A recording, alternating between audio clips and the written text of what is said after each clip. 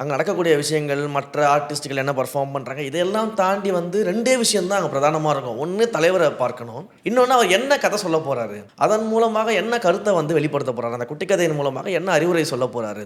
அப்படிங்கிறத கேட்கறதுக்காகவே வந்து எல்லா படங்களுடைய இசை வெளியீட்டு விழாவுக்கும் நாங்க கலந்துப்போம்.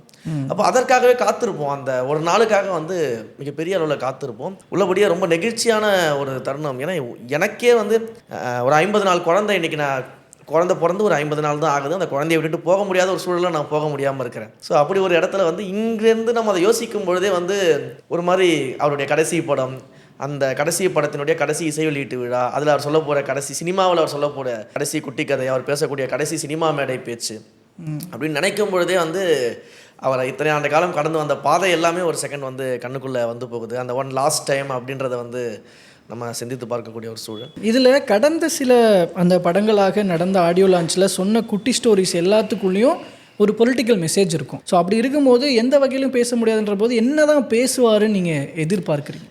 இல்ல நீங்க சொன்னது போல இதற்கு முன்னாடி இருந்த படங்கள்ல எல்லாமே வந்து தலைவர் வந்து அந்த இசை வெளியீட்டு விழாவுல ஒரு அரசியல் சார்ந்த, அல்லது ஒரு சமூக உணர்வு சார்ந்த, அல்லது ஒரு வழிகாட்டக்கூடிய அளவுல ஏதாவது ஒரு கதைகளுடைய அந்த அம்சங்கள் இருக்கும். இப்போ நீங்க சொன்னது போல நானும் அந்த செய்திகள்லாம் பார்த்தேன். மலேசியன் கவர்மெண்ட்ஸ் வந்து சில விதிமுறைகள்லாம் விதித்திருக்கிறதா செய்திகள் பார்த்தேன். எனக்கு என்ன அப்படின்னா, என்ன சொல்லணும்னு நினைக்கிறேன்னா, மற்ற படங்கள்ல தலைவர் அந்த கருத்துக்களை எல்லாம் வந்து குட்டி கதையாக பேசினாரு. சில அரசியல் கருத்துக்கள்லாம் பேசினாரு. இந்த ஜனநாயகன் படமே அரசியல் பேசும்.